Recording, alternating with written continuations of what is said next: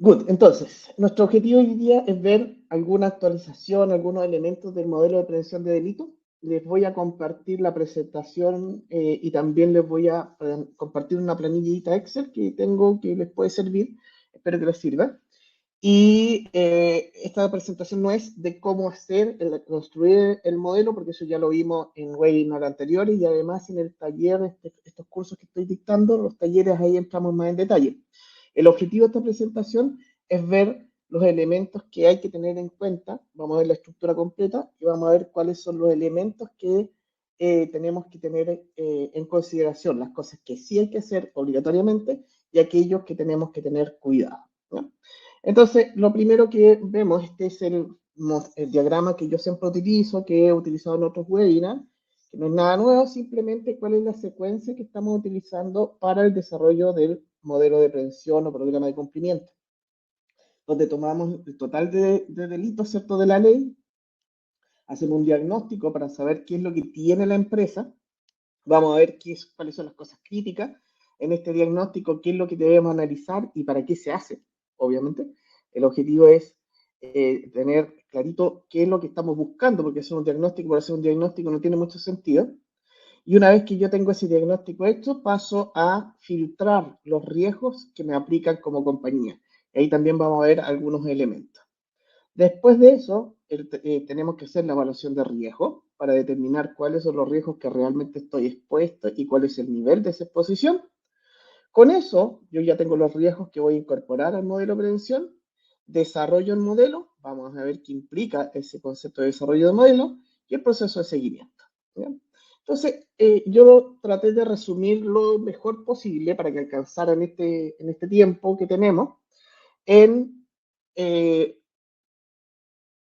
específicamente 5 fases, 5 partes, este desarrollo del modelo. La primera parte de los elementos que necesitamos tener es la base, ¿cierto? ¿Cuáles son los delitos y conductas que están sancionados por la ley y otras leyes que están entrando, que ya vamos a ver? ¿Cuáles son esas conductas sancionadas, que es distinto que delito? ¿Cuáles son las características de la organización que me interesan conocer para poder aplicar un correcto desarrollo de modelo? Y, fundamental, el mapa de procesos y subprocesos. Lista de procesos o subprocesos, como quieran llamarlo, pero es tener toda la estructura, el universo de procesos y subprocesos de la compañía, todo lo que se realiza en la organización. Con eso vamos al segundo componente, que es la gestión de riesgo, donde tenemos las definiciones estratégicas de riesgo, el apetito, la tolerancia, el sistema integrado de gestión de riesgo que vamos a utilizar y cómo vamos a hacer el seguimiento. Y recordar siempre la secuencia para determinar y armar nuestra matriz de riesgo. La identificación correcta del riesgo o la conducta, la evaluación inherente, que no se les olvide, no se salte la evaluación inherente, los controles requeridos, qué controles se requiere para mitigar los riesgos identificados, la verificación de existencia, o sea, ir a mirar cuáles de esos controles realmente existen, y con esa existencia llegar al residual. Y al tener el residual, saber cuánto nos falta para llegar a los niveles establecidos en el apetito del riesgo. Y con eso construimos brechas y acciones, determinamos brechas y construimos acciones. Una vez que tengo toda mi matriz de riesgo construida, empiezo a pensar ya en la estructura que necesito. No es un paso previo. No puedo definir, voy a tener esta estructura de compliance, esta estructura de gobernabilidad, estas políticas, estos procedimientos, estas definiciones, si no sé a qué riesgo estoy expuesto y qué controles necesito. Por lo tanto, esto es un input para la estructura. Puedo tener una estructura base, pero debo revisarla y actualizarla para saber si es que es consistente con la visión de riesgo, con el perfil de riesgo que hemos determinado. Y aquí me tengo que preocupar de si voy a tener un oficial de cumplimiento o encargado de prevención de delitos, de quién va a depender, las relaciones que va a tener con otras unidades de control o con otras empresas, por ejemplo, con filiales, con contratistas, con proveedores. ¿Qué herramientas va a necesitar ese oficial de cumplimiento para ejecutar las actividades que tiene? No es lo mismo que tener procesos automatizados que tener procesos manuales. Los manuales de prevención, los manuales para ejecución de controles, cómo vamos a capacitar en la ejecución de controles. las políticas, los procedimientos, la actualización de los contratos de trabajo, los contratos de proveedores, etcétera. Mantener el canal de denuncia actualizado. Muchos nos pasa, y me pasa a mí también, que con el canal de denuncia que teníamos nosotros desarrollado, a veces vamos quedando desfasados. Teníamos cargado en la lista de las denuncias los delitos antiguos. Entonces hay que ir a algo más genérico. Ya no puedo detallar todos los delitos porque el que está denunciando se volvería loco.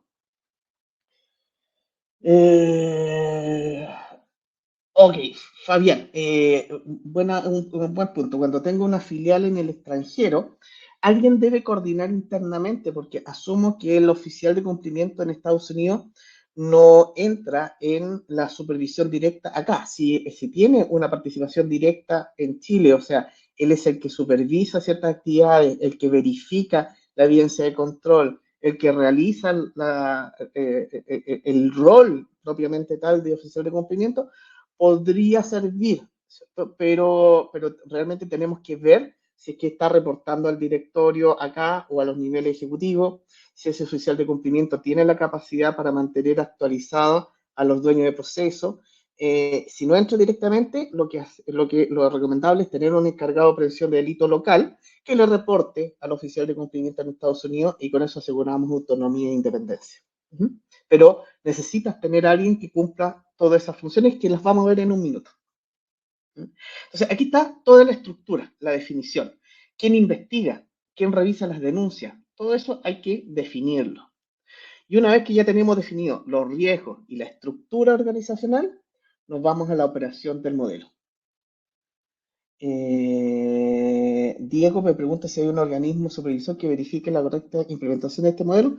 No, bajo la ley se eliminó el proceso de certificación, y lo que busca la ley es que se defienda en juicio. El objetivo de lo que estamos pensando es que ya no se traspasa el peso de la prueba al fiscal como sucedía antes con el certificado. El certificado lo que hacía era decir: señor fiscal, yo estoy certificado, por lo tanto mi modelo funciona. Al eliminar esa certificación, si llegáramos a tener la mala suerte o mal control dentro de la compañía, que se materializa un evento que llega a juicio, la obligación de nosotros como encargados de prevención de delito, como auditoría, como organización, es ir a defender el modelo de prevención en juicio. Y por eso lo que vamos a ver un poquito más adelante es: la evidencia se vuelve crítica. Sin evidencia estoy perdido con este elemento. Entonces, a partir de septiembre, mucho cuidado, que tenemos que tener buena evidencia de control, y de control tanto de los dueños de proceso como de la operación misma, o las actividades mismas del encargado de prevención de delito. ¿Sí? Cuando entramos en la operación, tenemos que tener cuidado con la capacitación, mantener la difusión permanente, las evidencias de control, justo lo que estaba comentando por la pregunta de Diego, consultas, atender las consultas y atender las denuncias. Esta es la operación del modelo. Vamos a ver alertas ahí, elementos críticos. Y finalmente, el seguimiento, planes de acción, verificación de evidencia, auditorías de cumplimiento, idealmente avanzar en monitoreo continuo con KCI y KRI, y las auditorías externas que hay que hacer por ley. ¿Okay? Vamos a ir punto por punto, vamos a avanzar, cómo podemos ir moviéndonos. Esto estoy viendo cómo saco mi cara de ahí. Ahí sí, ahí lo puedo quitar. Ya, entonces, vamos por el primer punto, que es las definiciones, ¿cierto? Delitos y conductas, características de la organización y procesos. Aquí estamos entendiendo la organización. Volvimos al punto 1 para ver y aquí los simbolitos significan qué poner atención y qué tener cuidado en esta etapa del modelo de prevención. Ya, Juan, ahí voy a responder, justo voy a esa pregunta. Voy a entrar en esa definición en el tema de la organización. No es obligatorio tener más de uno. Ya, ahí vamos a ver eso, Juan, en un minuto. Si no queda contestado cuando veamos estructura de organización, me avisa. Ya, aquí tenemos que poner atención en la etapa cuando estoy entendiendo la organización, los procesos, los subprocesos y los delitos. Primero, tener claro el tipo de sociedad que tenemos. Sociedad por acciones, sociedad anónima, compañía limitada, con participación pública, etc. ¿Ya? En la definición del tipo de sociedad define ciertos delitos que me aplican. La ubicación geográfica, estoy cerca de los ríos, cerca de un lago, cerca del mar, qué cosas puedo afectar, qué permisos ambientales debo tener. Todo eso me lo da la ubicación geográfica. Los stakeholders, tengo comunidades, no tengo comunidades, tengo socios estratégicos, socios chilenos, socios internacionales. Todo lo tengo que tener en cuenta y ir registrando todos estos elementos dentro de mi lista de características de la organización. Historia, las denuncias que han recibido la compañía, los eventos históricos de materialización de riesgo, la lista de reclamos de clientes, reclamos de proveedores, el nivel de sanción y concentración de las sanciones, dónde se concentran las sanciones y qué tan periódicas son, los tipos de productos que fabricamos, los derivados de esos productos, los residuos de esos productos. Todo esto ya ahora también es elemento crítico para definir los riesgos. La información de terceros, qué recibimos de los terceros, qué le ha pasado a empresas relacionadas con nuestro negocio, a nuestros proveedores, a nuestros clientes, a nuestros competidores. El nivel de renta por cargos es muy importante. Tener claro si es que tenemos gente trabajando en el nivel mínimo de salario para no quedar fuera de rango y que nos puedan procesar por abuso, ¿cierto? O por no cumplir con los requerimientos laborales. Ver también en los cargos más bajos si es que las personas que están trabajando tienen permiso para trabajar en Chile. La tasa de rotación también es un indicador que tenemos que tener en cuenta. ¿Cómo estoy contratando? ¿Dónde estoy contratando? ¿Estoy siendo lo suficientemente cuidadoso haciendo los due diligence que corresponden en la contratación de personal? Y cómo se comporta la industria. Cuidado con el contagio. Muchas veces puede ser que un competidor se porta mal o alguien del sector donde estoy se comporta mal y eso me puede arrastrar aún sin tener un incumplimiento propio, me puede arrastrar a un proceso judicial y tengo que tener cuidado y atento de cómo voy a evidenciar de que es un contagio por tercero y no un daño generado por la compañía. Piensen en la zona estas de sacrificio, ¿cierto? Ahí en Ventanas, donde hay una concentración de mucha industria y una contamina a otra, ¿ya? O sea, porque contamina una, se sancionan a todos o se persigue a todos. Lo mismo en el caso de los salmones, cuando tiene hay un mal tratamiento de uno de los competidores y afecta a todas las empresas de la misma zona. ¿Qué debemos tener cuidado? ¿Qué no hacer o qué tener cuidado? Mucho cuidado con los estándares de la industria. Si van a identificar riesgos, no se dejen llevar por lo que ha tenido la industria. No utilicen estándares, analicen bien su empresa porque hay particularidades, con la cantidad de delitos tan amplia, que hay particularidades propias de la empresa que podrían hacer que se pase algo por alto. Yo trato de evitar utilizar un estándar, si bien es una guía, pero no, siempre debemos analizar específicamente los procesos. Cada uno de estos elementos me va a dar la lista de los delitos a los que estoy expuesto. No se olviden de los delitos de la 20.393 que no están en la 21.595. Hay delitos que están en la 20.393 que no están explícitos en la 21.595, pero eso no quiere decir que ya no aplican. Hay que sumarlos. ¿Ya? No hay que olvidarse de eso. Hay que tener cuidado con no poner atención a los delitos próximos, porque, por ejemplo, la ley de protección de datos personales, lo más probable es que también se incorpore con responsabilidad penal de la persona jurídica, y eso entra en muy corto plazo. Entonces, empezar a trabajar ya con eso, tener en cuenta, estar mirando cómo lo voy a manejar. Y tener cuidado con simplificar el análisis y también con exagerar el análisis. O sea, hay que tener un bien racional, bien estructurado y en base a la evidencia. ¿Qué es lo que tenemos para poder armar correctamente la lista de delitos? Me pasa mucho con mi equipo, a veces exageran. Entonces, le busca la quinta pata al gato para encontrar un delito. No es el objetivo es ver lo que realmente aplica en el proceso. Olvidar convertir el delito en riesgo. Me he encontrado con muchas empresas que siguen manteniendo en su matriz de riesgo el delito de cohecho, el de soborno entre particulares, el lavado de activos. Esos no son delitos. El riesgo no es el cohecho, el riesgo es el pago u ofrecimiento a un funcionario público para obtener X en el proceso de tesorería, en el proceso de compra, en el proceso de contratación de personal. El riesgo es la conducta que nos lleva al delito. ¿Ya? No es el delito el riesgo. ¿Ya? Ahí hay que tener un poquito cuidado con eso, que escribirlo bien y siempre asociarlo a un subproceso, al nivel de subproceso. Porque si no está asociado a un proceso o a una actividad, no es riesgo, es simplemente algo transversal.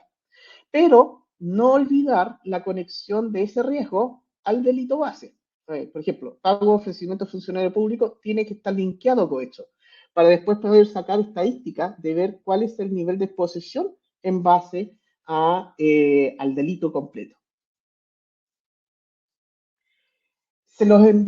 Carlota, me escribe por privado que si le puedo enviar cuáles son los delitos de la 20.93 que no está en la 20.595, se los voy a enviar, los voy a poner en la documentación que les envío ahora, ¿ya? Ahí,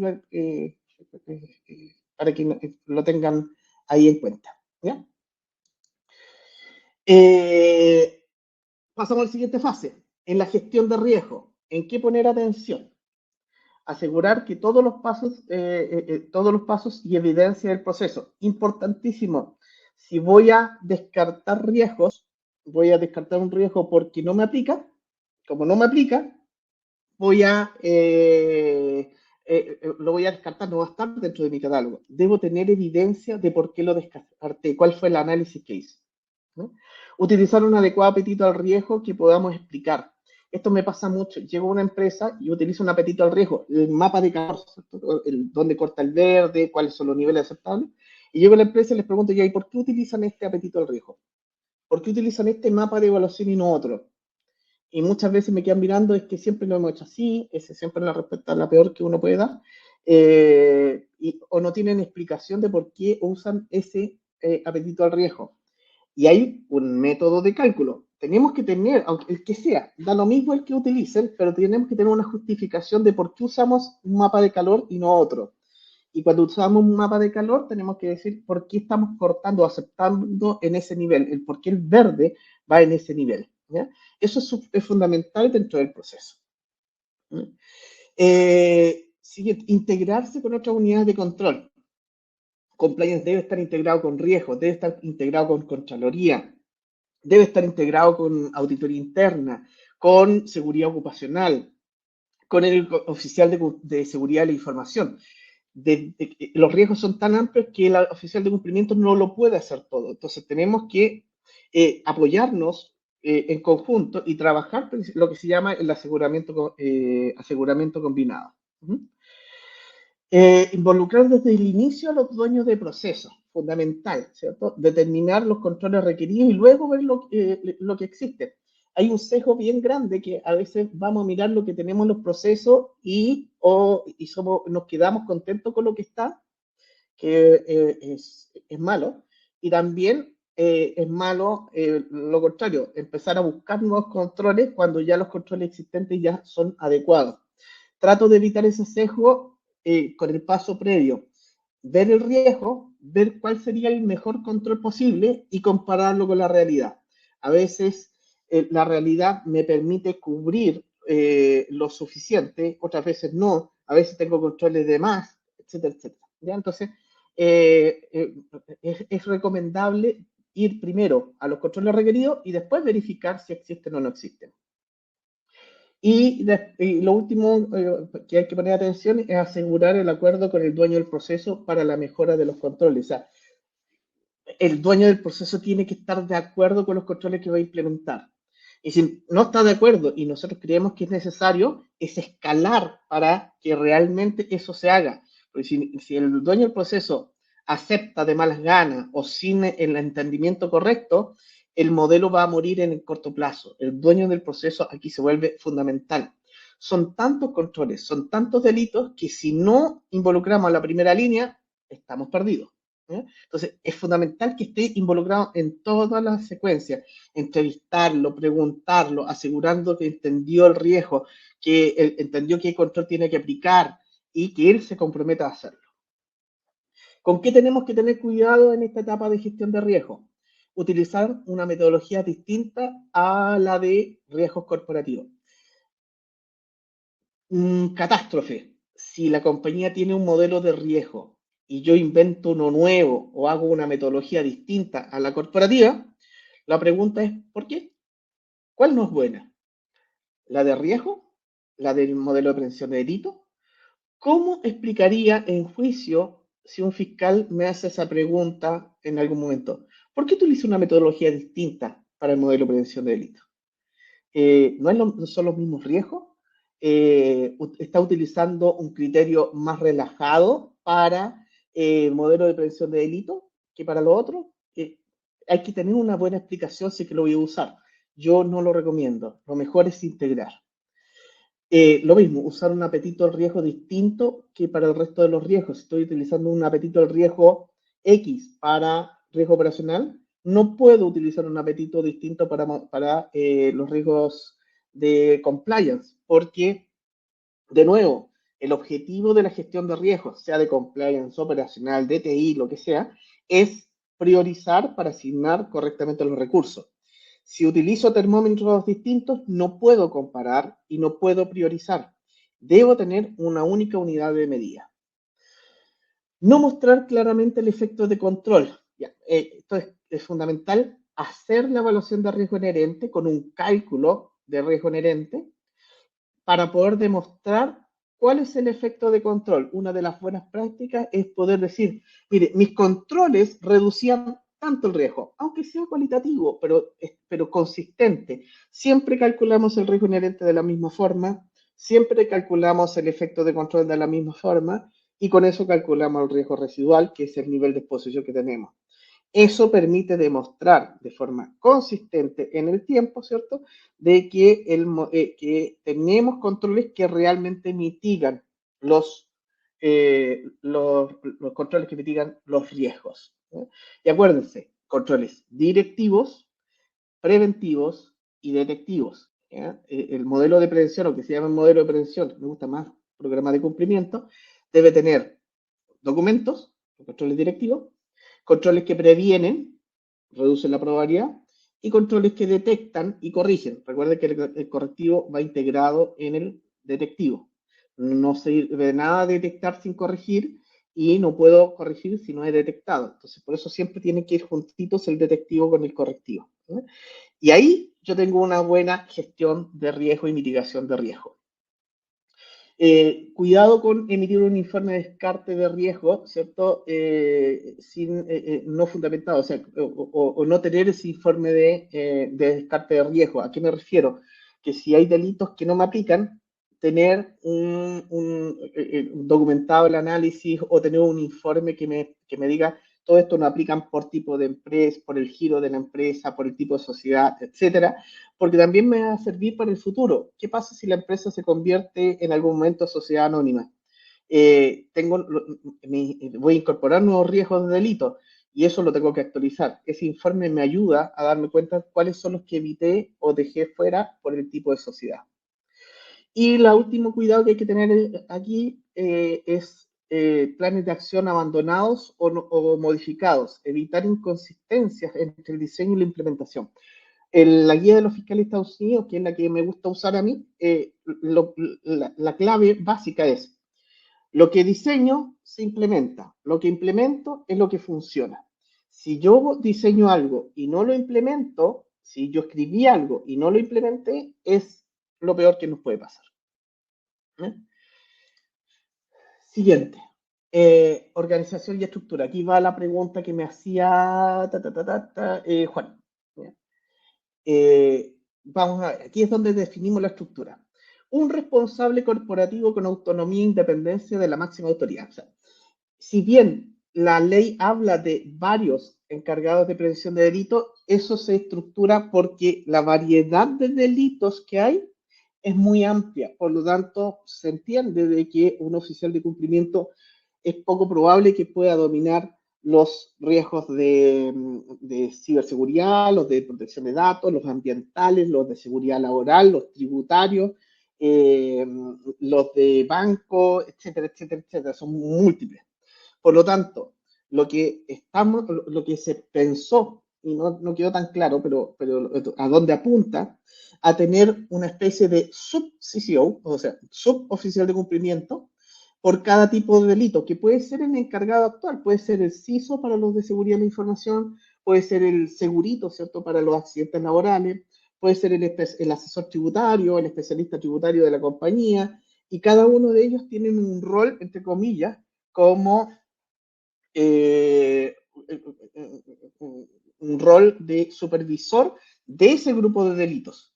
Pero eso no evita la necesidad de tener un oficial de cumplimiento que los coordine, porque no podemos estarle reportando, cada uno reportando al directorio. Debemos tener un oficial de cumplimiento único que se apoya en estos especialistas de segunda línea por tipo de delito. Esa es la estructura que mejor funcionaría, ¿no?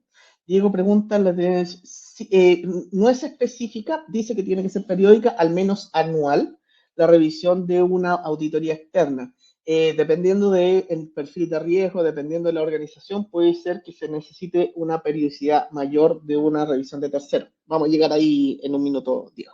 ¿Sí?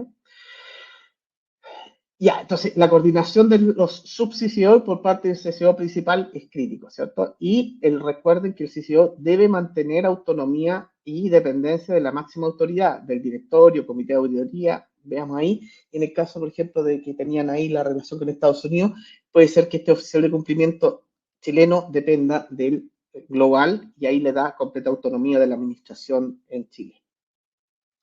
Asignar correctamente la responsabilidad de los controles. Los controles no son del oficial de cumplimiento. Los únicos controles que aplica el CCO deben ser los de supervisión, los de revisión. Pero, por ejemplo, he visto muchos oficiales de cumplimiento que hacen el due diligence a los proveedores.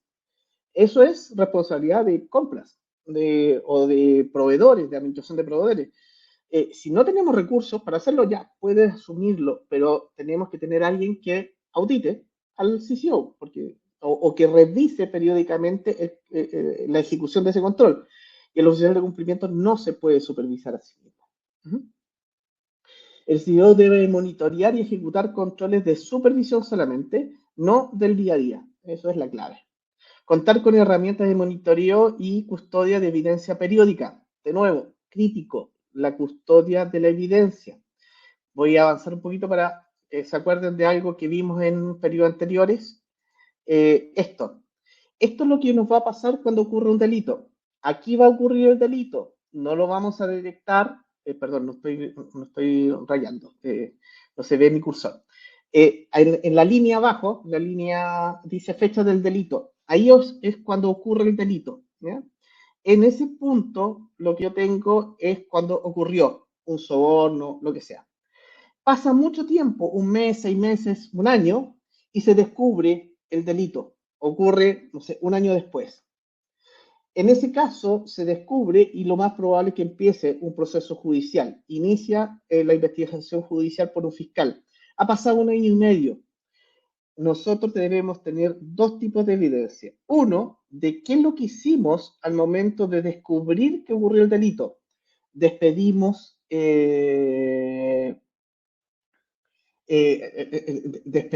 despedimos a la persona, pusimos, tomamos acciones, cambiamos los controles. Eso hay que guardarlo como evidencia.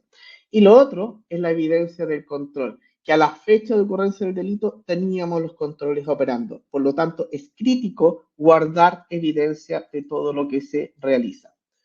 Tengo dos preguntas. Voy al tiro. Aquí voy. ¿Cierto? Sí. Me pregunta, ¿por qué habrán cambiado el término de máxima autoría administrativa a administración? Eh, yo creo que es de término, igual que cuando se habla de encargado de prevención de delito y oficial de cumplimiento. No he visto por qué se puede haber cambiado, pero el concepto que hay que seguir para no tener problemas en el juicio es que el encargado de prevención de delito o CCO debe ser autónomo de la administración. En resumen, no debe tener, por ejemplo, ahí está en el cuidado, en el último punto, donde dice asignar como CCO o un ejecutivo expuesto a delitos. Hay que tener cuidado con eso, que sea realmente independiente. Por ejemplo, el abogado, el fiscal de la compañía, no puede ser encargado de prevención de delitos CCO porque él está expuesto a delitos de la ley. ¿Ok? ¿Quién audita? Auditoría o cumplimiento. Son dos niveles de auditoría, Paulina. El oficial de cumplimiento realiza auditorías para verificar evidencia, para estar seguro de que está funcionando el modelo, pero auditoría interna audita el desempeño del modelo en su conjunto. Incluso audita al mismo oficial de cumplimiento para que haga su trabajo. Revisa las políticas, revisa los procedimientos. El oficial de cumplimiento hace auditorías más de controles, de que la evidencia de control esté. Son dos niveles de auditoría específica. ¿Mm? Contar con herramientas y construir el equipo que pueda sostener el modelo. Es fundamental tener eso dentro de la estructura. ¿Qué hay que tener cuidado? Actualizar documentación antes de identificar riesgos controles. Me pasa mucho que me dicen, oye, ¿cuándo vamos a hacer los procedimientos de las políticas? Los documentos tienen que estar ajustados a los controles y los riesgos que tenemos. No podemos cambiar la documentación antes de saber qué riesgos controles necesitamos. Tener cuidado con las denuncias no atendidas, no definir adecuadamente quién investiga y esperar a que algo pase. O sea, tener un equipo de investigación o un proveedor de investigación es fundamental. Definir acciones imposibles de realizar, es mejor no definirlas. Si voy a definir algo en el modelo que no puedo hacer, es mejor no hacerlo, no definirlo. Ambigüedad en la asignación de roles y responsabilidades y asignar como si se hubiera un ejecutivo expuesto a delitos. Esos son los cuidados que hay que tener. Respecto a la debida diligencia, si la debida diligencia está en compras, pero cuando existe un hallazgo, consultan al oficial. Está perfecto, así tiene que ser. Ese es el rol del oficial de cumplimiento. Él debe actuar de monitoreo y también para responder consultas y atender, apoyar a los dueños de procesos y a los responsables de control. El mundo ideal, Paulina. Operación del modelo, capacitación, difusión, evidencia, consultas y denuncias. Poner atención en capacitación basada en riesgo. Antes servía una capacitación genérica, ¿ya? Podíamos tener una capacitación para toda la organización, la misma. Eso puede servir como difusión, pero la capacitación debe ser basada en riesgo. En algún momento tenemos que llegar al dueño del proceso y decirle, estos son sus riesgos, estos son controles, tiene dudas, así se ejecuta. Esto es lo que usted tiene que hacer. Estos 6 controles son suyos. ¿Ya? Antes era posible hacer una capacitación así bien amplia, pero hoy día tenemos que hacerla por áreas comunes. ¿No? La evidencia es crítica, debe ser asegurada, custodiada y a prueba de proceso judicial. La evidencia de control. Se debe estructurar en base a criticidad de los controles. ¿Cómo monitoreamos si la evidencia, cómo guardamos la evidencia? Algunos, los más críticos, cada vez que se ejecuta, guardo evidencia. Se ejecuta, guardo evidencia. La puedo automatizar, etc. Otros pueden ser en base a muestras periódicas, cuando son menos críticos los controles. Y otros, los menos críticos, pueden ser por autoevaluación, el Control Self-Assessment, o con auditorías de cumplimiento no periódicas. Pero tenemos que tener esa estructura. ¿Cuáles son los controles críticos que debo asegurar que siempre quede la evidencia?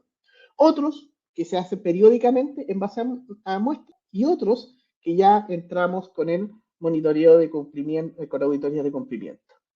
Y otro elemento crítico, actualizar tan pronto algo cambie. Cambió el gerente, cambió el proceso, cambió el sistema. No puedo esperar. Tengo que actualizar el modelo de prevención de delitos tan pronto me entere de que hay algo que cambió. ¿Con qué hay que tener cuidado? Capacitaciones genéricas, olvidar capacitar al director, olvidar capacitar al equipo de compliance, que se capacite el oficial de cumplimiento es fundamental, periódico. No integrar a otras unidades de control, el aseguramiento combinado. Falta de protección de evidencia crítica, que se pierde de evidencia.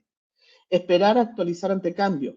Olvidar hacer una AR, un After Action Review ante un evento. Si ocurrió algo, hay que hacer una evaluación de por qué sucedió, qué es lo que hay que mejorar, qué es lo que falló. Nuevamente, consultas o denuncias no atendidas. Si es que hay denuncias, consultas no atendidas, hay que es un problema porque muestra falta de debido cuidado de parte de la administración. No aplicar lo definido e implementado en el día a día. Si definimos algo, hay que hacerlo. ¿No? Constanza me pregunta, ¿los dueños del proceso deberían reportar al EPD periódicamente sobre el cumplimiento de control? Yo eso lo hago solamente, Constanza, para los controles más críticos. Como nosotros tenemos un software de gestión de compliance para el seguimiento, el Kiknos, los que tienen el sistema en la empresa, por ejemplo, ahí había Gloria Barragán de Volcán, ¿cierto?, que utiliza el sistema. uno puede automatizar para que el dueño del proceso le llegue una notificación cada vez que ejecuta el control, sube la evidencia y le avisa al oficial de cumplimiento. Pero eso puede ser muy invasivo, puede generar mucho trabajo o ser contraproducente. Tenemos que ser súper cuidadosos de que solo aquellos controles que realmente son críticos le pidamos en el día a día que reporte la ejecución de control. Eso es para los críticos. Para los menos críticos se pueden hacer autoevaluaciones acumulativas, por ejemplo, trimestral. Oye, envíame la evidencia de 4 días elegidos al azar. Y después otros que ya son menos periódicos, pero depende de la criticidad del control y la criticidad del control es si está mitigando un riesgo inherente alto. Ahí hay que ser cuidadoso, pero sería lo ideal, pero no siempre se puede constancia, sobre todo cuando los controles son manuales, podemos generar más complicaciones de la solución que tenemos. Entonces, hay que usar una mezcla de cómo hacerlo. Si después tiene dudas de cómo algo más detallado, escríbame un correo, ahí puedo mandarle un procedimiento o algo sobre eso. Seguimiento, que está relacionado con la pregunta de Constanza. ¿Ya? Planes de acción, verificación de evidencia, auditorías de cumplimiento, KCI, KRI y auditorías externas. Poner atención. Ok, qué bueno, Constanza. Poner atención a reporte periódico de estado de planes de acción. O sea, tenemos que generar periódicamente cómo van los planes de acción del modelo de prevención de delito. Un descuido en los planes de acción es una evidencia muy buena para un fiscal para destrozar el modelo. Oye, mire, aquí hay un plan de acción, se comprometieron a hacerlo y nunca lo ejecutaron. Clarísimo el descuido de la administración sobre el modelo de prevención de delitos. Reporte periódico de denuncias y consultas. De nuevo, una denuncia no atendida, una consulta no atendida, puede ser que el modelo no está funcionando. Evidencia crítica para el fiscal para destrozar una compañía. Reportar niveles de riesgo de forma continua a los dueños de proceso y al directorio. Si tenemos un modelo de riesgo funcionando y que realmente funciona como corresponde, un control dejó de funcionar, no tiene evidencia, dejó de ser efectivo, al desaparecer el control o dejar de mitigar, el riesgo operacional tiene que subir. El riesgo operacional que sube me tiene que acumular al delito y el delito a la ley y la ley al riesgo estratégico. Entonces, tengo que tener un sistema de reporte que yo pueda darme cuenta cuando un riesgo de delito subió porque un control dejó de funcionar. ¿Sí? Y está reportando al dueño del proceso para que tome medidas. Obtener retroalimentación permanente de auditoría interna, de gestión de riesgo o de otras unidades de control. Tengo que estar integrado. Si no estoy integrado con las otras unidades, estoy perdido. Ejecutar auditorías de cumplimiento por parte del CCO. Si bien tenemos auditoría interna, gestión de riesgo también estamos monitoreando, yo como oficial de cumplimiento debo realizar auditorías de cumplimiento. Aquí un cuidado.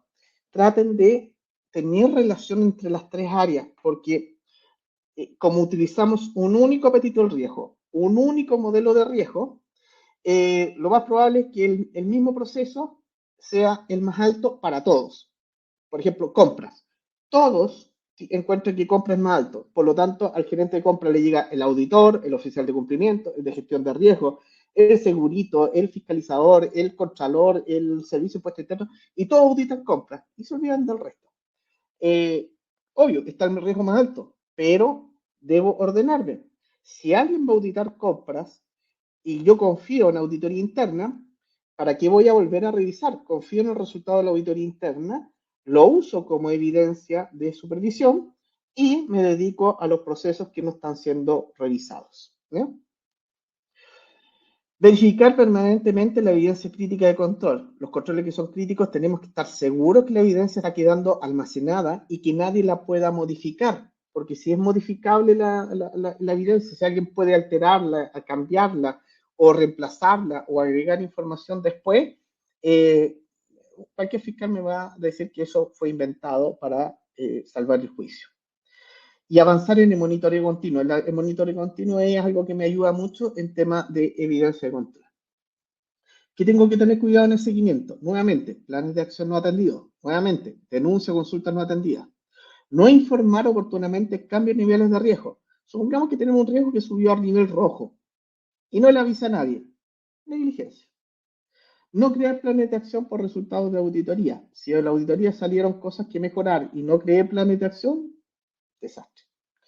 No realizar auditorías programadas. Si hice un plan de auditoría, un plan de revisiones y no lo apliqué, desastre. Y finalmente, evidencias inconsistentes, incompletas o perdidas. ¿Ya? Este es los elementos críticos. ¿Ya? Aquí hay muchas cosas más que uno podría profundizar, pero obviamente en el tiempo que tenemos como para un webinar no alcanzamos a ver un poquito más, pero este es el resumen de las alertas que nosotros hemos estado viendo. Entonces, ya estamos implementando cerca de 50 y tantos modelos de prevención, algunos más avanzados, otros recién iniciando. Y estas son las situaciones que nos ha pasado. Nosotros estábamos desarrollando el modelo de prevención y vamos viendo estos cuidados que van saltando en cada una de las etapas. Eso decía Juan, la duración del encargado de prevención de delitos estaba definida en la ley anterior, en la 20.393, pero son 3 años, pero se puede renovar, lo puede ratificar el directorio. Entonces, no es que no pueda pasar de esos 3 años. Se estableció como una medida para que no fuera expulsado por la administración, ¿cierto? Para que no lo sacaran anticipadamente si es que detecta algo, para darle esa autonomía. Pero uno lo deja escrito en el acta y puede mantener esos de los 3 años, ¿no? La evaluación del encargado de prevención de delitos periódica. Recuerden esto, es súper importante. Me hace una consulta, Vanessa. Hace un rato comentaste que los encargados de cumplimiento deben validar la evidencia. Si estas se encuentran incompletas, debe solicitarlas nuevamente o bien, eso es lo que debe realizar la auditoría.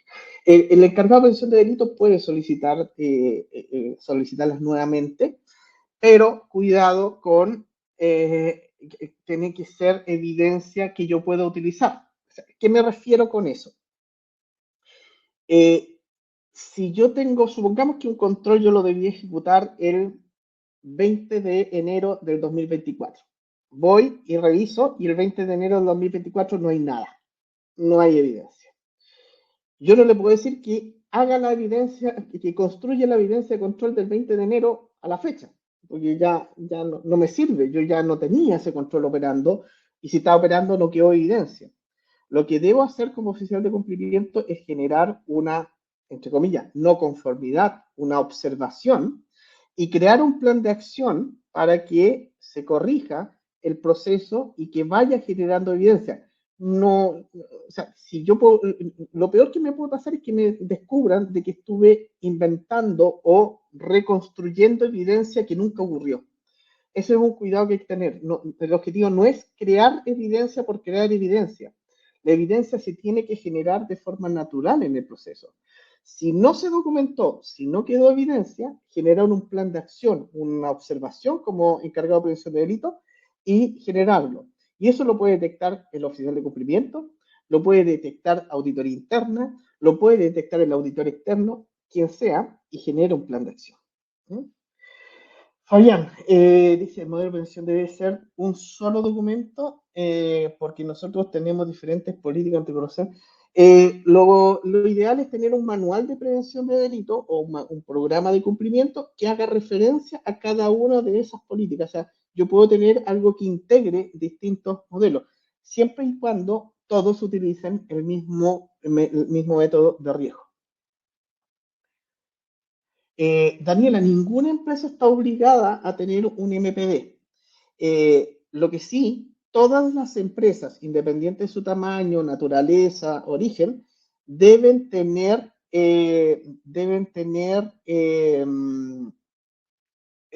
están expuestas a los delitos de la ley y a las sanciones de la ley.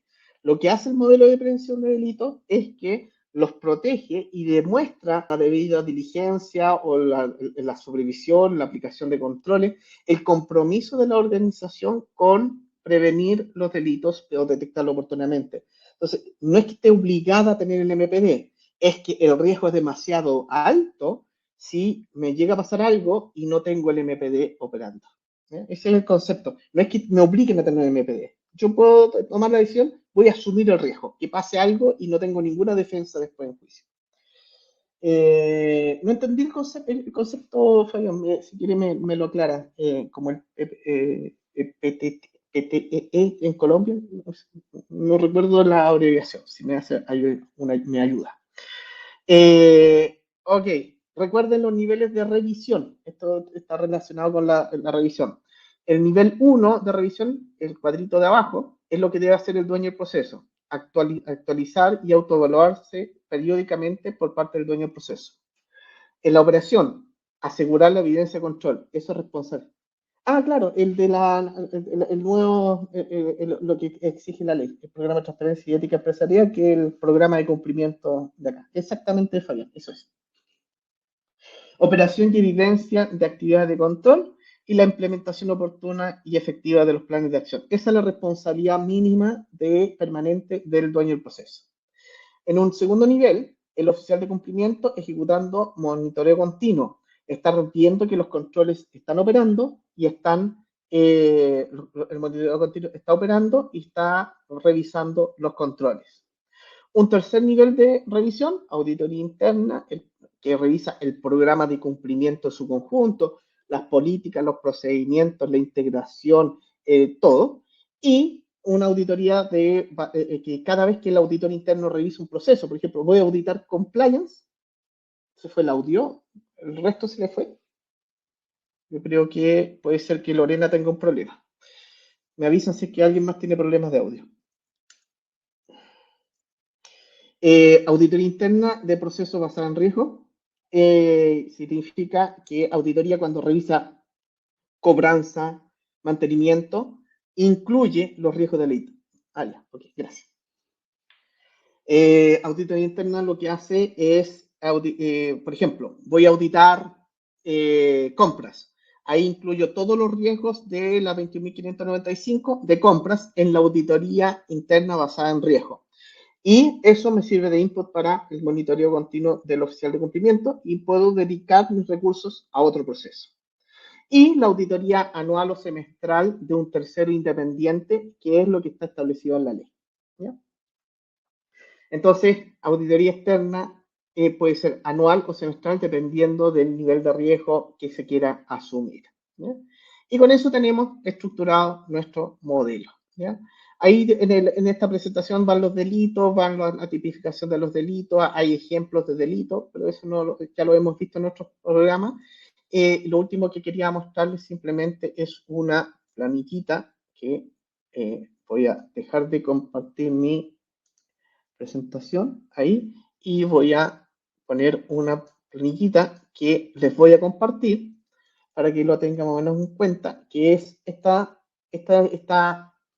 cómo nosotros desarrollamos el modelo. ¿Eh?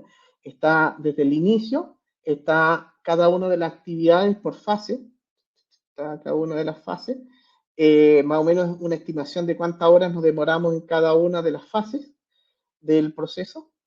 Y donde hacemos la intervención específica legal, una validación legal. No es que acá en el equipo de trabajo también está legal, pero una validación legal en cada una de las etapas está estructurada. Entonces, esto les puede servir de guía de cuáles son los pasos que hay que hacer si es que quieren implementar el modelo de prevención de delitos. Está desde la fase 1, requerimientos iniciales, análisis de documentación, definición de área de entrevistar, informe diagnóstico, diseño de entrevista, las matrices de riesgo, la incorporación a la herramienta, está todo estructurado. ¿Ya?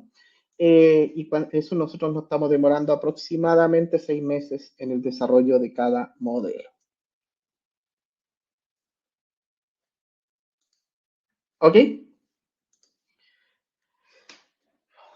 Perfecto. Pamela dice, muchas gracias por la distancia. En algún momento escuché y recibí observaciones de una compañía certificadora, ya que me indicó que no debía aceptar riesgos para los que tienen relación con gestión de cumplimiento independiente de ningún instante.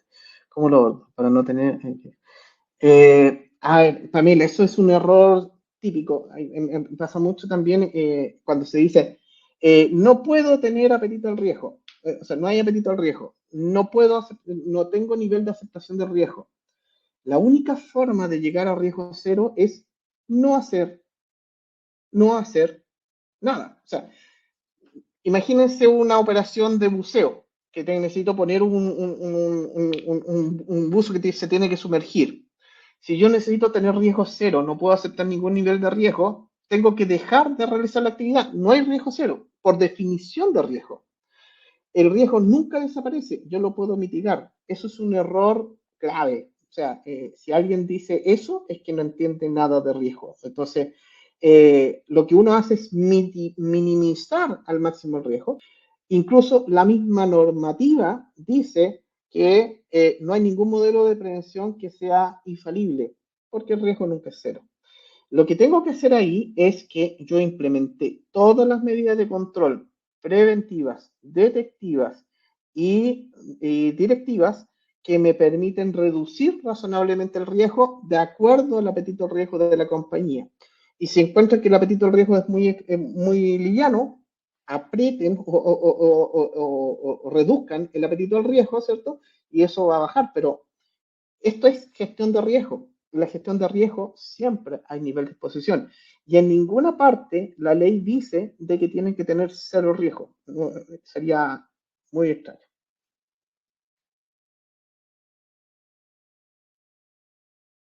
Entonces, ahí hay un error conceptual. Habría que ver a qué se refiere específicamente, pero eso es un error conceptual y yo diría un error conceptual grave, Pamela. ¿Ya? Daniela, yo mandé correo electrónico con los cursos de este año. Son varios los cursos del primer trimestre. Cursos de gestión de riesgo, cursos de gestión de auditoría interna, cursos de auditoría de cumplimiento, cursos de investigación interna, curso de desarrollo de un taller de implementación de modelo de prevención de delito, no me acuerdo cuál otro, auditorías de cumplimiento también, y que se realizan entre marzo y abril. Están las fechas ahí publicadas. Si alguien no lo ha visto o necesita ver la lista de los cursos, me avisa. Son online por Zoom, quedan grabados y después si no pueden asistir lo pueden ver aparte. También hay varias empresas que han contratado los cursos, los mismos cursos cerrados, así que si lo necesitan en algún momento, me avisan solamente. ¿Ya? Eso es. Muchas gracias. Les voy a enviar la presentación.